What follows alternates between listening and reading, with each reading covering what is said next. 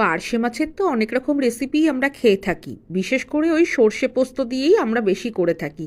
আজকে ভাবলাম পার্শে মাছের মালাইকারি বানালে কেমন হয় সেটাই বানিয়ে দেখি। এতটা ভালো হবে সেটাও ভাবিনি। কি করে বানালাম আজকের এই রেসিপিটা চলো তোমাদের সাথে করি। পার্শে মাছগুলোকে নুন হলুদ দিয়ে মাখিয়ে হালকা করে ভেজে তুলে নেব।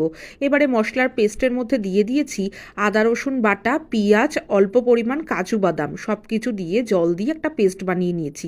আর একটা কাঁচা লঙ্কাও দিয়েছিলাম। এবারে কড়াইতে ওই তেলের মধ্যেই আমি মশলার পেস্টটা দিয়ে ভালো করে কষিয়ে নেব। তার মধ্যে দিয়ে দেব জিরে ধনের গুঁড়ো আর অল্প পরিমাণ হলুদ গুঁড়ো আর কাশ্মীরি লঙ্কার গুঁড়ো। তেল ছেড়ে এলে দিয়ে দেব নারকেলের দুধটা। চাইলে তোমরা এর মধ্যে পোস্ত বাটাও দিতে পারো, তবে আমি এইভাবে করে দেখলাম, বেশ ভালো লাগলো। এবারে মাছগুলোকে ভালো করে উল্টে পাল্টে নিয়ে তার মধ্যে আমি গরম জল দিয়ে দিয়েছি।